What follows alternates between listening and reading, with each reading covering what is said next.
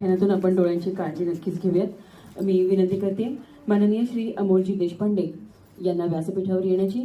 ज्येष्ठ संघ स्वयंसेवक, संघ रचनेतील हिंदुस्थान जागरण संस्थाचे संचालक, मोतीबाग नगर छत्रपती प्रभात शाखा कार्यवाहक आणि व्यवसायाने सनदी लेखापाल या मान्यवरांना विनंती आपण व्यासपीठावर यावं। याबरोबरच आजच्या या व्याख्यानमालेतील तिसरं पुष्प माळणारे डॉक्टर अमोलजी रेगे यांना देखील विनंती आहे आपणही व्यासपीठावर यावं।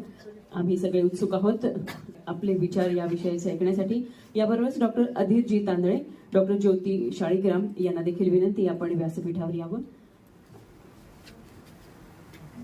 आपण या दोन्ही दिग्गज डॉक्टर व्यक्तींचा सत्कार शुभ हस्ते आपल्या संपन्न करावा। विद्वतेचं प्रतीक असणारी पुणेरी पगडी, शाल आणि श्रीफळ, शाल आणि श्रीफळ ही खरंच एक औपचारिकता आहे।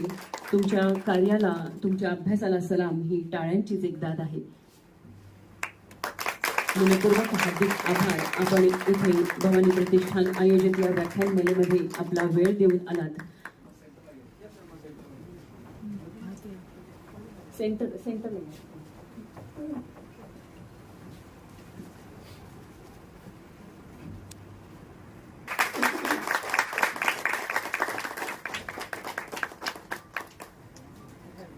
यानंतर डॉक्टर अमोलजी रेगे यांचा सत्कार करण्याची देखील विनंती आहे।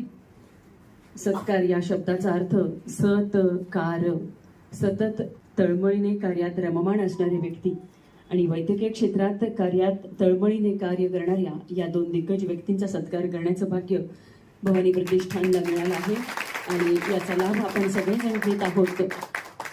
वेगवेगळ्या विषयांवरील व्याख्यानं आयोजित केली गेली आहेत ती मनपूर्वक हार्दिक आभार देशपांडे सरांचे।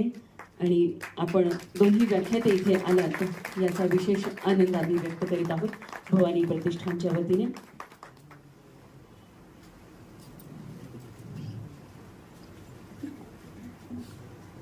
अमोलजी रेगे यांच्याकडे सूत्र सुपूर्द करण्यापूर्वी मी त्यांचा आपल्याला परिचय करून देते।